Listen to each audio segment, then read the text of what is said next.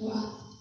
Damai sejahtera yang berasal daripada Tuhan kita Yesus Kristus, kiranya itulah yang menyertai hati dan pikiran saudara-saudari sekalian di dalam mendengarkan dan melakukan firman Tuhan. Amin. Yang menjadi sapaan firman Tuhan pada kita di minggu ini diambil dari 2 Petrus 1 ayat 1 sampai ayat yang ke-9 dengan tema keadilan Tuhan yang menyelamatkan. Beginilah bunyinya.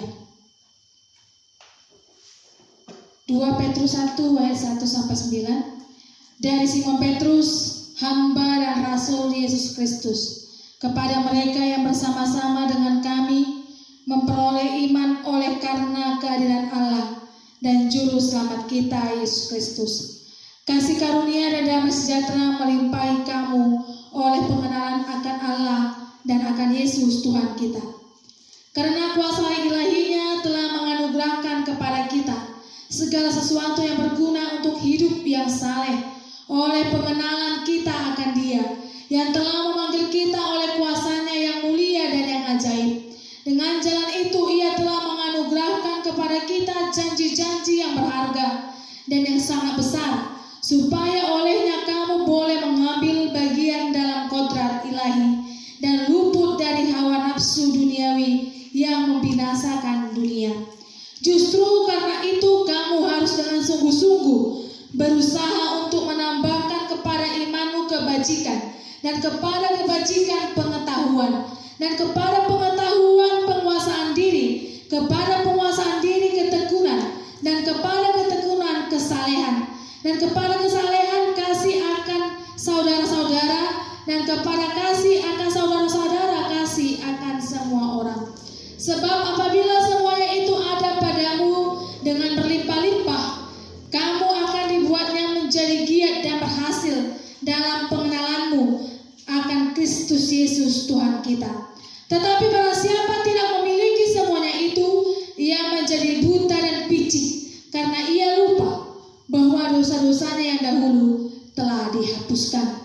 Demikianlah firman Tuhan.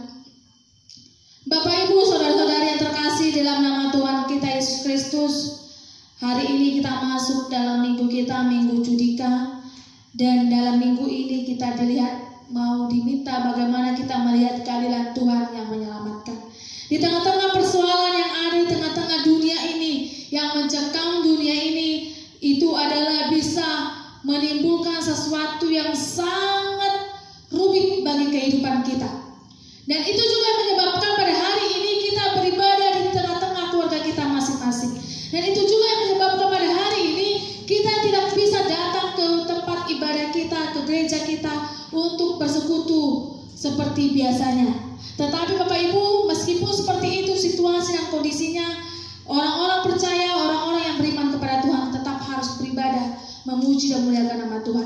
Inilah kesempatan bagi kita, bagi keluarga kita untuk bersekutu di dalam Tuhan di setiap rumah kita masing-masing. Bapak Ibu, dalam minggu kita hari ini adalah minggu keadilan. Keadilan Tuhan yang menyelamatkan.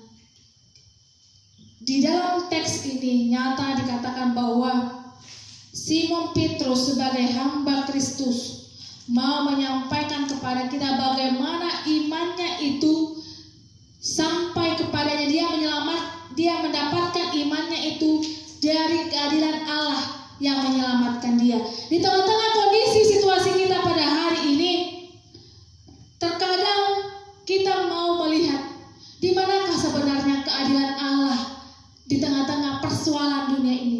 Di manakah sebenarnya Allah di tengah-tengah kemelut dunia ini.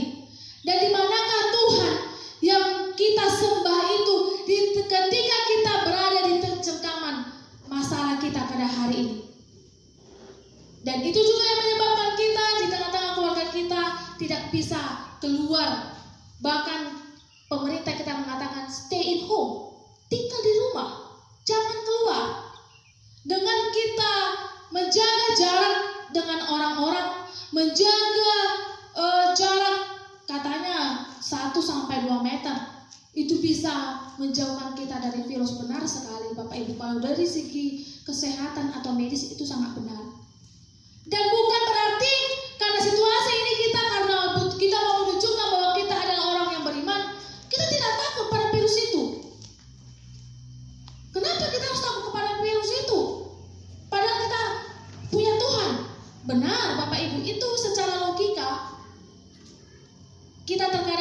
bahwa virus itu lebih menakutkan daripada Tuhan. Tetapi sebenarnya bahwa segala sesuatu yang terjadi di tengah-tengah dunia ini Tuhan itu tahu. Dan Tuhan itu juga bekerja di setiap kehidupan kita. Di tengah-tengah persoalan ini juga Tuhan mau menunjukkan bahwa Dia juga bekerja di tengah-tengah dunia ini. Tuhan mau menunjukkan bagaimana kuasanya ada di tengah-tengah kehidupan kita. Kehadiran Tuhan juga dinyatakan supaya kita semakin bijak melihat situasi dan kondisi ini, sehingga kita semakin tahu mendekatkan diri kepada Tuhan. Teks ini Bapak Ibu sangat relevan untuk menjawab situasi dunia ini pada saat ini. Teks ini jelas dikatakan Simon Petrus dalam teks ini adalah karena kuasa ilahinya telah menganugerahkan kepada kita segala sesuatu yang berguna.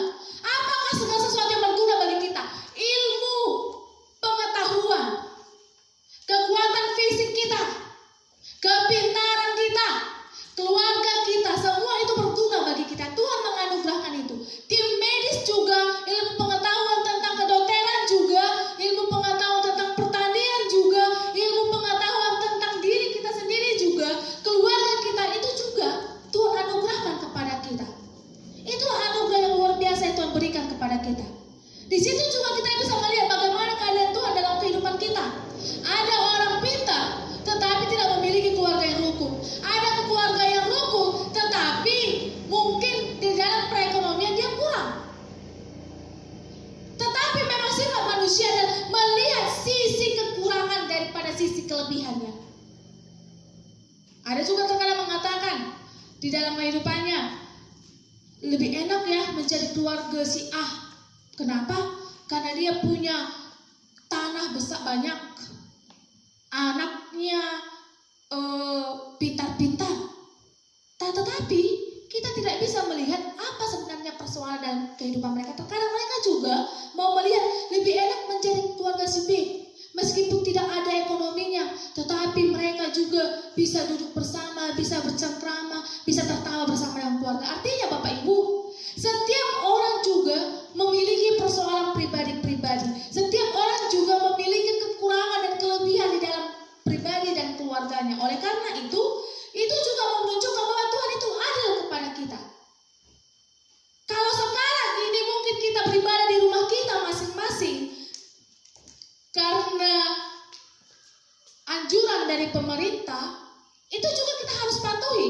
Kenapa? Karena pemerintah juga mau memberikan yang terbaik kepada kita supaya kita juga bisa menjaga kesehatan kita. Mungkin kalau kita tidak dianjurkan pemerintah seperti itu, penyebaran virus COVID-19 juga akan semakin cepat. Tetapi Bapak Ibu, firman Tuhan juga mengatakan supaya kita tunduk kepada pemerintah. Apa yang Tuhan berikan pengetahuan kepada pemerintah itu semua baik untuk perjalanan kehidupan kita. Jangan pernah kita menyalahkan apa yang terjadi kepada kita, tapi kita harus bisa mengambil sisi positif dari yang segala sesuatu yang terjadi dalam kehidupan kita. Ilmu, pengetahuan, segala sesuatu yang Tuhan berikan itu Bapak Ibu sangat berguna untuk hidup kita yang saleh akan pengenalan kita kepada Dia. Di semakin begini situasi dunia, kita secara pribadi, kami secara pribadi juga semakin mengenal ternyata hanya Tuhan yang mampu menyelesaikan persoalan dunia kita ini. Di sini juga kita mau diarahkan, mau dibawa ternyata hanya Tuhanlah tempat perlindungan kita. Orang kaya, orang miskin, pejabat juga, virus ini tidak mengenal siapa dia.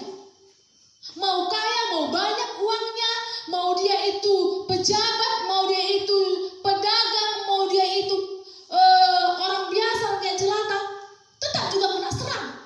Terkadang kita juga ketika mendengar berita, terkadang juga kita heran, dia orang kaya, pejabat, makanannya juga sudah diatur, kehidupannya pasti lebih baik menjaga kondisi tubuhnya, tetapi kenapa juga mereka kena? Nah, itu juga kita mau diajarkan bahwa siapapun dia, apapun jabatannya, apapun pekerjaannya, penyakit ini tidak kenal bulu. Semua sama rata. Oleh karena itu, kaya miskin, lemah kuat. Semua itu juga bisa terkena masalah. Masalah itu tidak kenal siapa dia. Ini juga menunjukkan ternyata dunia ini mau mengajarkan kita bahwa kita harus semakin mendekatkan diri kepada Tuhan. Hanya Tuhan yang mampu, hanya Tuhan yang bisa menyelamatkan situasi dan kondisi kita. Oleh karena itu, keadilan Tuhan juga nyata di tengah-tengah konflik, nyata di tengah-tengah persoalan dunia ini. Terkadang kita berpikir, Tuhan di mana? Kenapa Tuhan gak bisa menyelesaikan masalah kita ini? Terkadang kita juga berpikir seperti itu. Tetapi Tuhan mau ajarkan kepada kita, di tengah-tengah masalah kita ini, di tengah-tengah cengkaman virus corona ini, COVID-19 ini, bagaimana kita semakin mendekatkan diri kepada Tuhan. Oleh karena masalah penyakit ini, kita juga terkadang mengatakan, Tuhan jauh dari kami penyakit ini, janganlah sampai ini di kampung kami ini, jangan sampai ini di tempat kami ini. Pasti semua mendoakan itu. Tanpa kita sadari juga, kita sudah mengandalkan Tuhan dalam kehidupan kita. Tuhan jauhlah dari kami semua itu, janganlah sampai kepada kami di tempat kami ini virus COVID-19 itu. Pasti kita juga berpikir seperti itu. Tadi Bapak Ibu, itulah yang mau kita lihat dalam kehidupan kita di minggu ini. Tuhan mau menunjukkan bahwa semakin dunia ini memberikan ketakutan kepada kita, semakin dunia ini mencekam kita, di situ kita harus semakin berpegang kepada Tuhan kita. Semakin dunia ini menggoncang kita, menggoncang kesehatan kita, menggoncang perasaan kita, semakin dunia ini mau menjatuhkan kita, kita harus tahu kepada siapa kita berpegang. Hanya kepada Tuhan kita. Tetapi seperti kata Petrus dalam teks ini, tetapi pada siapa tidak memiliki semuanya itu, tetapi pada siapa yang masih dikuasai oleh nafsu duniawi, pikiran-pikiran yang masih saja selalu berpikir tentang dunia ini, selalu berpikiran negatif tentang apa yang terjadi tengah-tengah dunia ini. Barang siapa masih memikirkan semuanya itu, ia menjadi buta dan picik. Karena ia lupa bahwa dosa-dosanya dahulu telah dihapuskan. Orang yang tidak mau diarahkan, orang yang tidak mau diajarkan oleh firman Tuhan, pengenalan akan firman Tuhan, orang yang tidak mau mengambil segala sesuatu sisi positif dari apa yang terjadi di tengah-tengah kehidupannya, dia adalah orang yang buta dan picik, yang tidak mengingat bagaimana kebaikan Tuhan selama ini nyata dalam kehidupannya. Kita harus bersyukur Bapak Ibu, sampai sekarang kita masih sehat. Sampai sekarang kita masih bisa menghirup udara segar. Kalau kita melihat di YouTube atau di media sosial Bapak Ibu, mereka orang yang terkena penyakit yang diserang oleh virus COVID-19 itu, bernafas pun mereka sangat kesusahan. Mereka sangat kesakitan. Hanya menghirup udara saja mereka sangat menderita. Kita masih sehat. Kita masih bisa beribadah meskipun di rumah kita masing-masing. Tetapi jangan pernah keluhkan itu. Orang yang tidak mau melihat sisi positif dari segala sesuatu yang terjadi dalam kehidupannya, pasti selalu melihat semua ini itu adalah sisi negatifnya. Kenapa harus ibadah di rumah? Nah, itu adalah orang yang berpikir selalu negatif. Orang yang buta dan picik akan pengenalan firman Tuhan. Memang benar, Tuhan itu jauh lebih hebat daripada penyakit. Tuhan jauh lebih hebat daripada virus COVID-19. Benar sekali. Tetapi, Bapak Ibu, jangan karena pemikiran seperti itu, kita tidak bijak.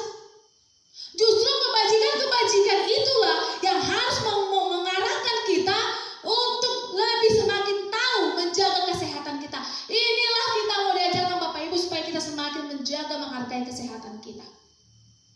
Yang dulunya kita tidak pernah jarang cuci tangan, pulang dari mana-mana jarang cuci tangan, atau yang dulunya kita makan tanpa pernah cuci tangan, makan snack, sekarang sekali keluar pun dari rumah harus cuci tangan, menjaga kebersihan, rumah juga harus dipel dengan